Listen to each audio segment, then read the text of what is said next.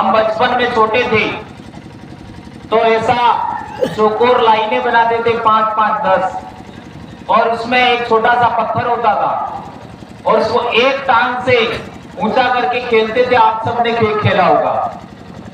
उसको खेलने के लिए भी नियम होता है कि बगैर नियम खेल सकते हो। आप बैठ जाइए थोड़ी देर।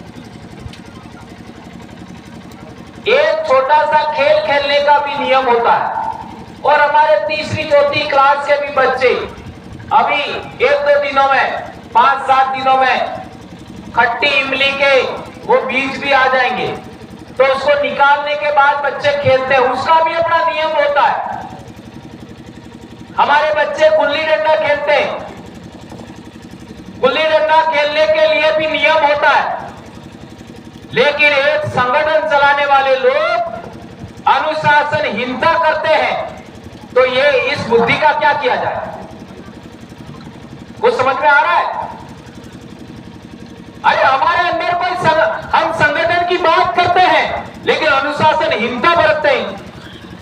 मर्जी है वो बोलना, सोशल मीडिया पर दारू पी करके लिखना, ये कोई कार्यकर्ताओं की निशानी है क्या?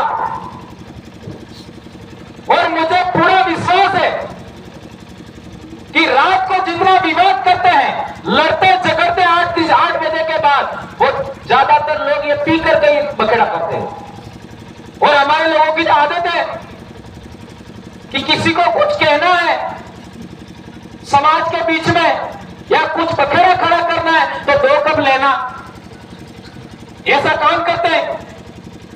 तो मैंने आपको आज साफ कह दिया कि यदि आपको अनुशासनहीनता करनी है और संविधान और लोकतंत्र से ऊपर जाकर के बात करनी है, मेरे को मत बुलाना। समझ में आ गया? और जब मार खा जाओ और परेशान हो जाओ और कोई रास्ता नहीं बचे तब आना। आपका रास्ता, हमारे लिए दरवाजा खुला है, ये साफ कह रहे हम।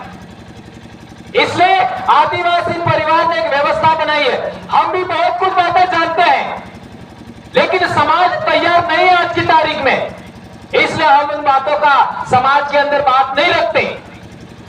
ये बात समझना होगा।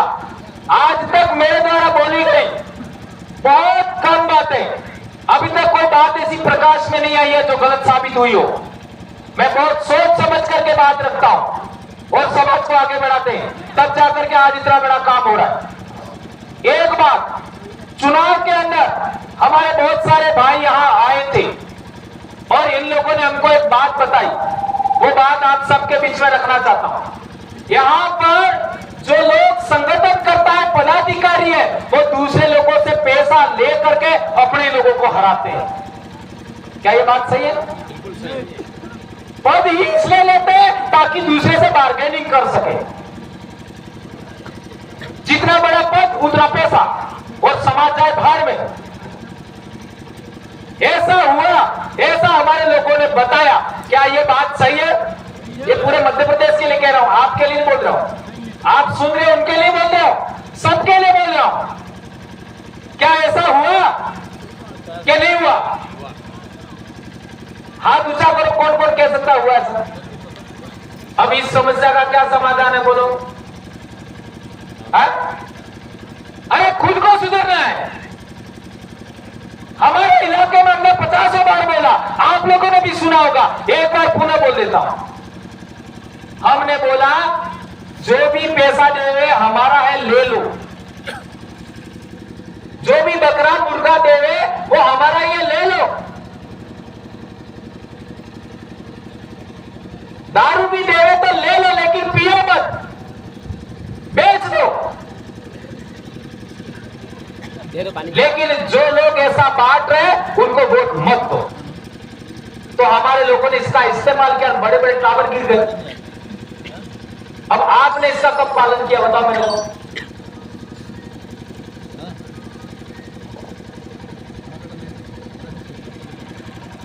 संत गोविंद गुरु महाराज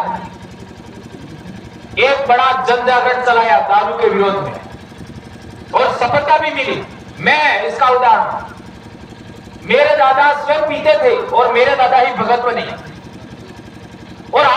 खानदान में, मेरे माँ बाप की पीढ़ी में कोई भी व्यक्ति आज तक उन्होंने मुंह में चखा नहीं दारू क्या होता है। मेरे परिवार की बात करो, और इसकी वजह से मेरे परिवार में 6 लोग नौकरी कर रहे हो, 6 जने, और आज हमारे बच्चे बड़ी बड़ी पढ़ाई कर रहे हैं, डॉक्टर, इंजीनियर, ऐसी बड़ी बड़ी पढ़ाई कर रहे हैं। वो मेरे दादा के दारू नहीं छोड़ते, और संत गोविंद गुरु महाराज की भक्ति करने का परिणाम है। और मेरे दादा कोई सामान्य आदमी नहीं थे, 2 बार तो जेल गई धाड़ा में जाने की वजह से। धाड़ा जानते हो? धाड़ा जानते हो नहीं? बड़े बुजुर्ग जानते हैं उस जमाने में।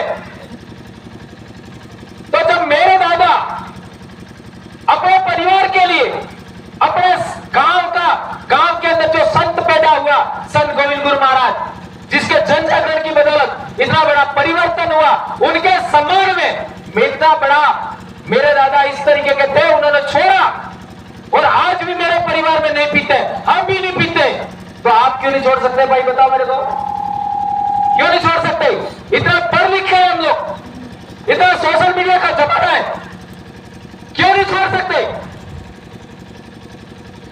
समाज के लिए जिंदा रहना सीखिए।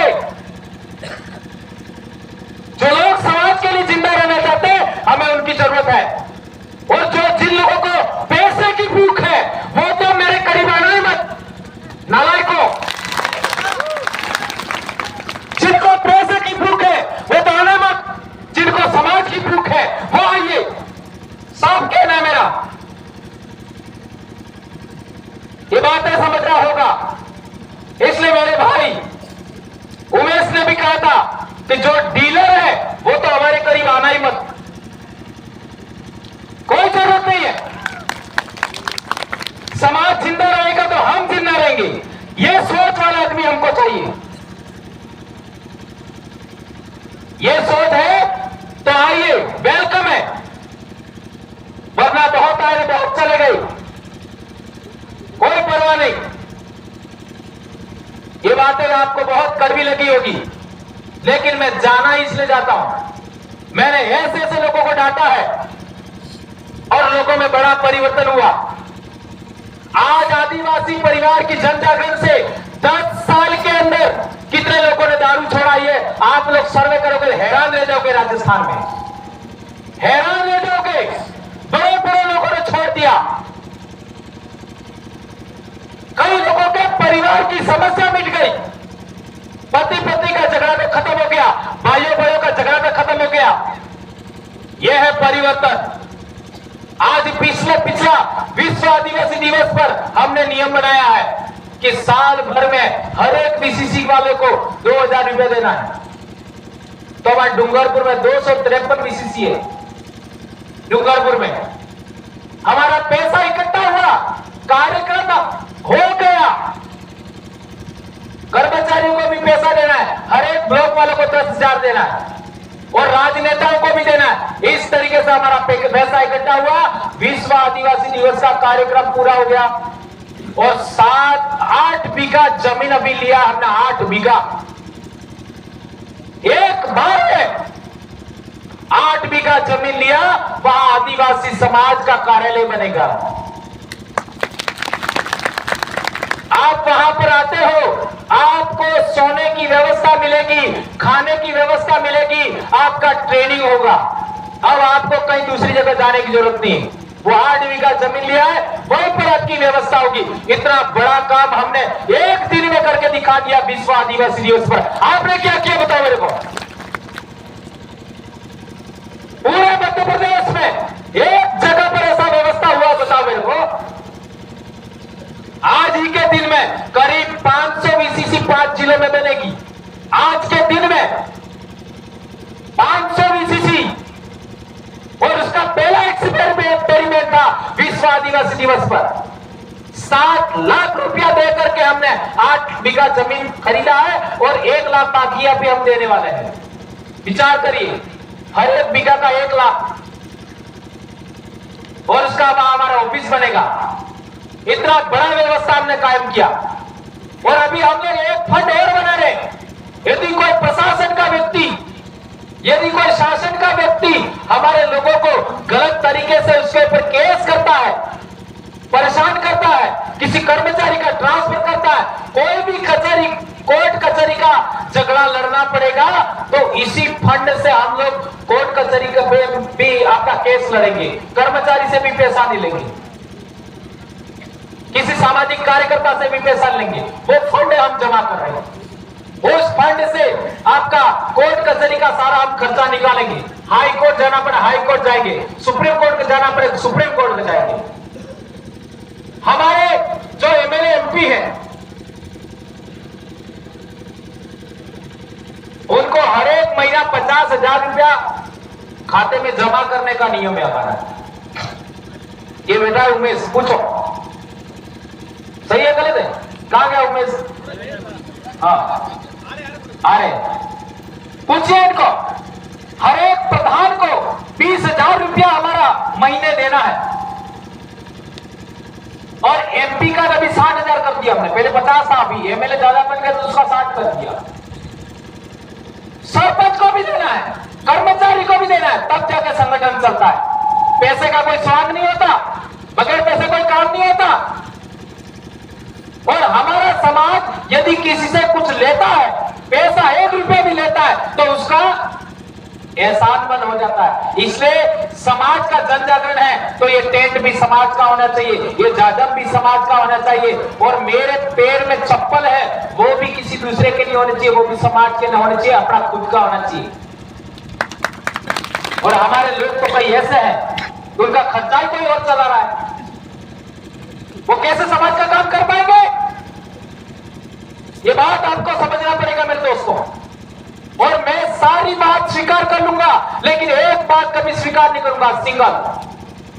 सब प्रकार की गलतियां, जैसे संत गोविंद गुरु महाराज ने कहा था कि खाए में मार फेंको आ जाए पर पहले मार फेंको नहीं आवे।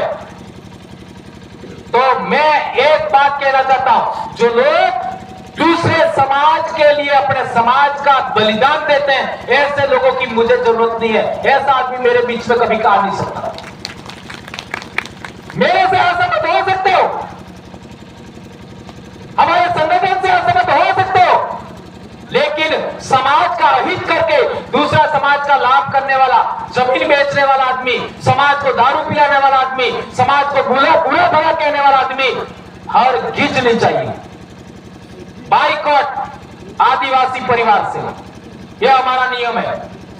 इस बात का आप पालन करेंगे ऐसी मैं आशा अपेक्षा करता हूं। एक चीज और, आप लोगों ने देखा होगा कि हमारे इलाके में जैसे एमपी है, एमएलए है, प्रधान है, सरपंच है, उसको राशि मिलती है सरकार से। उस राशि का कैसे उपयोग करना है? आज हमारा कोई आदमी एमएलए बन गया, एमपी बन गया, वो मर्जी माफक पैसा खर्च कर दे, ऐसा हमारा नहीं चलता है। उस गांव की वीसीसी है, हैंडपंप भी खोदना है तो उस गांव का वीसीसी है, वो तय करेगी कि हैंडपंप कहां खोदना है, और फिर वो प्रस्ताव आएगा बीसीसी प्रभारी के पास, फिर वो प्रस्ताव साइन करने के बाद जाएगा डीसीसी प्रभारी के पास, फिर वो जाएगा आपका राष्ट्रीय स्तर का जो लीडर है उसके पास, और फिर लास्ट में आएगा एमएलए के पास, आपका प्रधान के पास, सरपंच के पास, और उसको वो काम करना ही है, अन्यथा दोबारा टिकट कैंसल।